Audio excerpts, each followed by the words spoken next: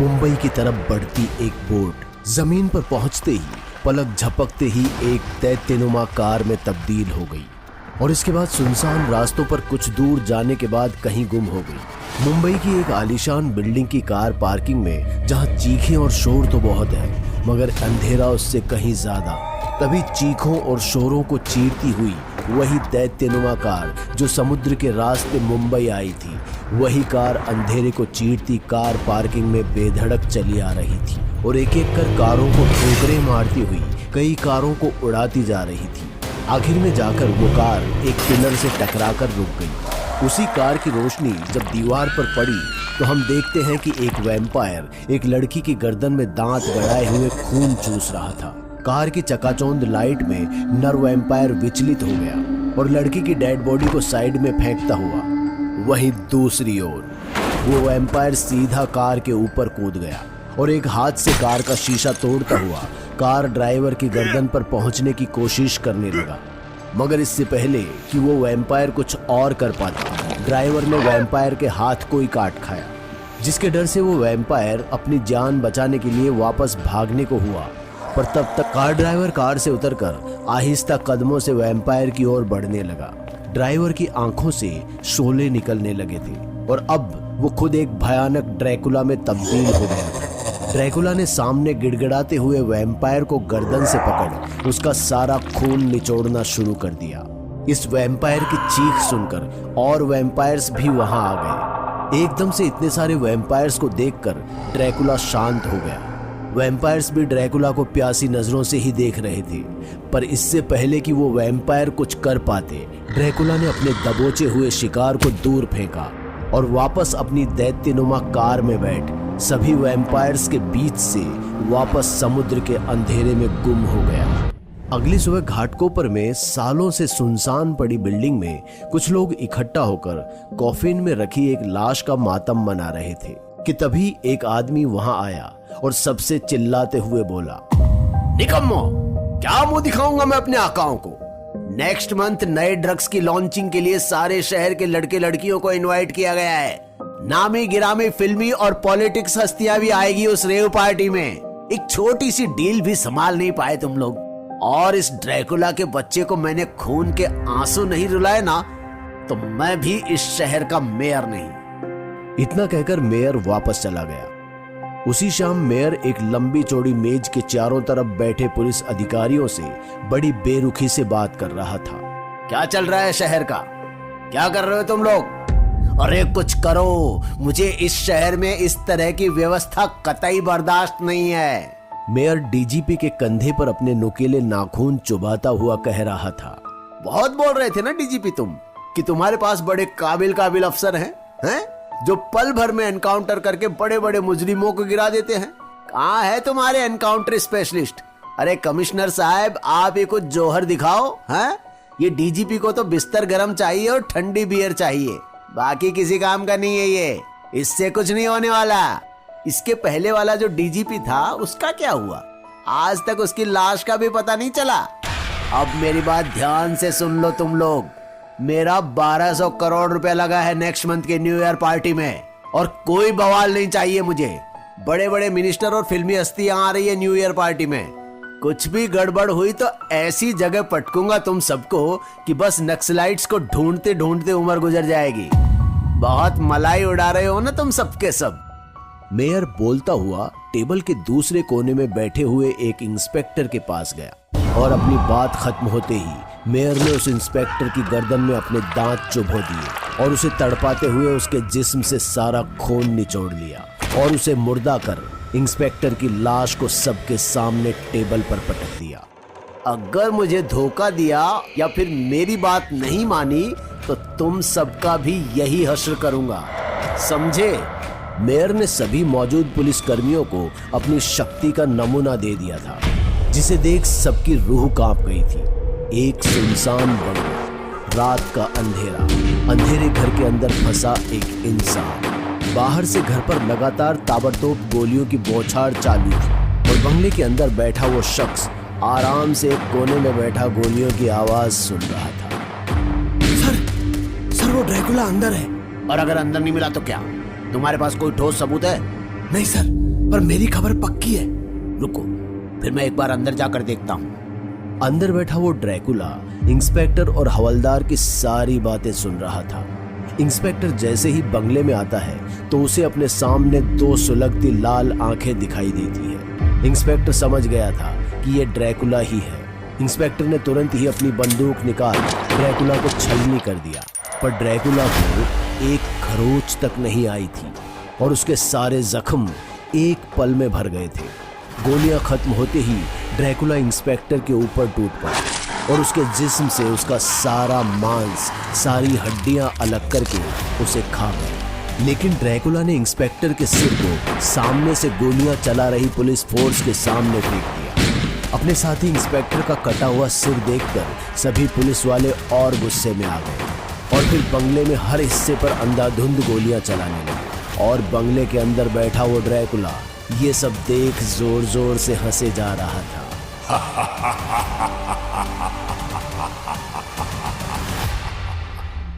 College से लेकर school तक हर जगह न्यू ईयर पार्टी के जश्न की तैयारियां चल रही है। सभी तैयारियों में लगे हुए हैं। वहीं मेयर के कुछ चमचे स्कूल और कॉलेज के बच्चों को लुभाने में लगे हुए हैं, जिसके लिए मेयर के चमचों ने रईस लड़कों और खूबसूरत लड़कियों के लुभावने रूप धारण किए हुए हैं, जिनका टारगेट हर वर्ग की लड़की और लड़कों को न्यू ईयर पार्टी में ले जाना था, जो कि न्यू ईयर पार्टी कम रेव पार्टी ज्यादा थी। सभी कॉलेजेस में न्यू ईयर पार्टी की धूमधाम थी। लगभग सभी लड़के लड़कियां न्यू ईयर पार्टी जो कि मेयर ने ऑर्गेनाइज की थी उसमें जाना चाहते थे, जिसके लिए सभी को फ्री पासेस बांटे गए थे। इधर मेयर अपने कमरे में खुद को इंजेक्ट करा रहा था, जो कि असल में ड्रग्स था, जिसके ओवरडोज से इंसान वैम्पायर बन जाया करते थे। और अब मेयर भी धीरे धीरे वैम्पायर में तब्दील होने लगा था। उसे अब सिर्फ खून चाहिए था, इंसानों का ताजा खून। तभी दरवाजे पर किसी ने दस्तक दी। एक सरकारी नौकर कुछ फाइल्स पर दस्तखत कराने के लिए मेयर के सामने आ गया। मेयर खुद भी दीवार की तरफ मुंह करके खड़ा था। जैसे ही नौकर ने मेयर के पास साइन के लिए फाइल्स आगे बढ़ाई, मेयर के पलटते ही सरकारी नौकर डर गया। उसने वापस भागने की नाकाम कोशिश की, मगर हार गया, क्योंकि तब तक मेयर उसकी गर्दन में दांत गड़ा चुका था और सारा खून पीता जा रहा था। जब नौकर के जिस्म का सारा खून खत्म हो गया तो मेयर ने अपने होठों से खून को पोंछते हुए कहा, अब देखता हूं ड्रैकुला, तुझ में कितनी पावर है। इतना कहकर मेयर सीधा अपनी न्यू ईयर पार्टी में चल दिया। चारों तरफ से पहाड़ों से घिरा रत्नागिरी का जंगल। शाम ढल चुकी थी।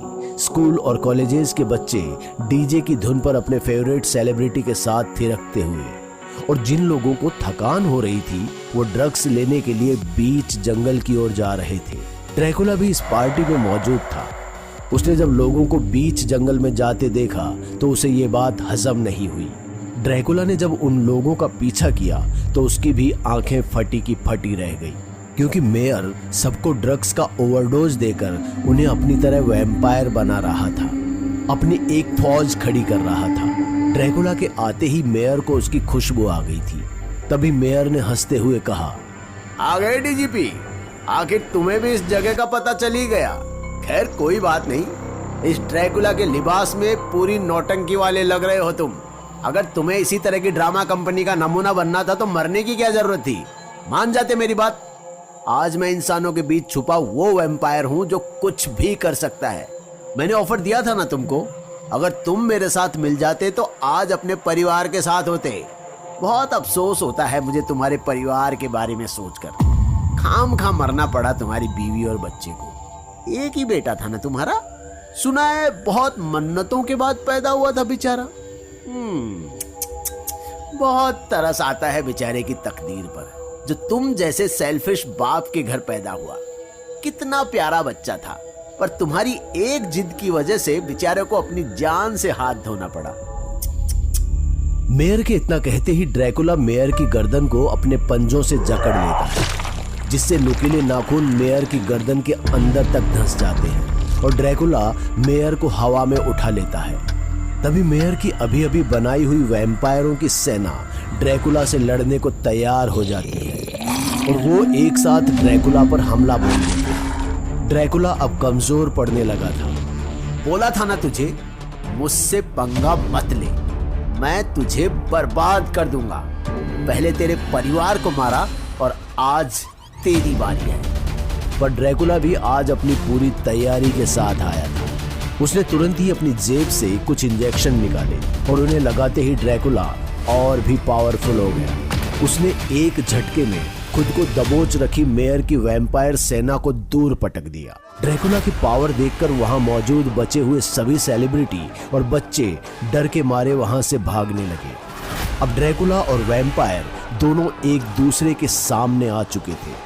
दोनों एक दूसरे की जान के दुश्मन बन एक दूसरे से लड़ रहे थे। कभी वैम्पायर ड्रैकुला पर लात और मुक्कों की बरसात करता तो कभी ड्रैकुला वैम्पायर पर। लेकिन किसी तरह ड्रैकुला ने मेयर पर पकड़ बनाई हुई थी कि तभी पुलिस की फोर्स ने मेयर और ड्रैकुला को चारों ओर से घेर लिया। पुलिस को चारों तरफ आता देख मेयर के द्वारा बनाए गए वैम्पायर्स भागने को हुए ही थे कि पुलिस फोर्स ने अंधाधुंध फायरिंग करके उन्हें वहीं ढेर कर दिया। मगर ड्रैकुला और मेयर पर गोलियों का कोई असर नहीं हुआ। ओए खबरदार, अगर किसी ने कोई होशियारी करी तो मैं उसे यहीं ढेर कर दूंगा। मैं शहर का नया डीजीपी हूँ। नया डीजीपी ड्रैकुला को वार्न करता हुआ मेयर को उसके हवाले करने को कह रहा था ताकि वो नया डीजीपी मेयर को कानून के मुताबिक सजा दिला सके। तभी ड्रैकुला, जो कि पुराना डीजीपी रह चुका था, वापस से अपने असली इंसानी रूप में आ जाता है। पुराने डीजीपी को वापस अपने रूप में आते ही नया वाला डीजीपी उसे पहचान चुका था। फिर एकदम से सलाम करते हुए बोला, सर आपकी ये हालत कैसे हुई? इस पर ड्रैकुला ने नए डीजीपी से कहा, उस रात के अंधेरे में जब मैं अपने बंगले पर पहुंचा तो मेरे बंगले के तैनात सभी गार्ड्स का कत्ल हो चुका था। घर के अंदर घुप अंधेरा था। मैं मोबाइल की लाइट जलाता हुआ कमरे के अंदर जा ही रहा था कि तभी फर्श पर मैं अपने 10 साल के बेटे की खून से लथपथ लाश देखकर टूट गया। फिर एक कमरे में दर्द भरी कराहने की आवाज आई। मैं जैसे ही कमरे में गया तो बेड पर मेरी पत्नी खून से लथपथ दम तोड़ने ही वाली थी कि मुझे देखते ही बोली, खत्म हो गया सब कुछ अर्जुन। मेरी पत्नी मर चुकी थी कि तभी घर के बाहर से अंधाधुंध फायरिंग होने लगी। मैंने पुलिस कंट्रोल रूम में फोन भी किया पर किसी ने मेरा फोन नहीं उठाया। मैं तुरंत समझ गया कि ये सारा का सारा ट्रैप मेयर का है, क्योंकि मैं उसी का पर्दाफाश करने वाला था। अपनी पत्नी और बेटे को खोने के बाद मैंने मेयर पर केस भी किया, पर बिना सबूत और बिना गवाहों के मेयर साफ बच गया। मैं टूट चुका था। इसी फ्रस्ट्रेशन में मैं वर्सोवा बीच के किनारे देर रात बैठा कुछ सोच ही रहा था कि एक बूढ़ा मेरे पास आया। शायद वो मेरे मन की बात जानता था। उसने कहा, दुश्मन जब घिनौना हो तो उसके विनाश के लिए हमें भी घिनौना बनना पड़ता है। और इतना कहकर उसने मुझे एक खून से भरा कटोरा पीने को दिया। पहले तो मुझे बड़ा अजीब सा लगा, पर अब मेरे पास खोने के लिए कुछ बचा ही नहीं था जो मैं इतना सोचता। मैंने वो खून का कटोरा मुंह से लगाया और सारा पी गया, जिसने मुझे एक ड्रैकुला बना दिया। ड्रैकुला अभी डीजीपी को अपनी कहानी बता ही रहा था कि तभी मेयर ने ड्रैकुला के ऊपर एक बार फिर से हमला कर दिया। ड्रैकुला की आंखें गुस्से से लाल हो चुकी थी। वो पहले से ज्यादा खोखार और ताकतवर हो गया था। ड्रैकुला ने तुरंत ही अपना हाथ मेयर के पेट में घुसाकर अपने नुकीले नाखूनों से मेयर को 2 टुकड़ों में चीर दिया और दोनों टुकड़ों को विपरीत दिशाओं में फेंक दिया। मेयर की कहानी खत्म हो चुकी थी, पर जिन बच्चों को मेयर ने ड्रग्स का ओवरडोज देकर वैम्पायर बनाया था, उनका क्या? सब लोग इसी बात के बारे में सोच रहे थे कि तभी ड्रैकुला ने कहा, इन लोगों पर ड्रग का असर नया नया है, इसलिए इन्हें ठीक कर सकते हैं। उसके लिए तुम्हें इन सबको मेरा खून पिलाना होगा। सब पहले जैसे नॉर्मल हो जाएंगे, और जो ठीक ना हो सकते उनका क्या? डीजीपी की बात सुन ड्रैकुला ने मुस्कुराते हुए कहा, उसकी फिक्र तुम मत करो, उसके लिए मैं हूं ना। अगर वैम्पायर्स का आतंक फिर से बढ़ा तो उनकी मौत बनकर उनके सामने मैं हमेशा रहूंगा। ये मुंबई मेरी जान है और मैं इसे बर्बाद नहीं होने दूंगा।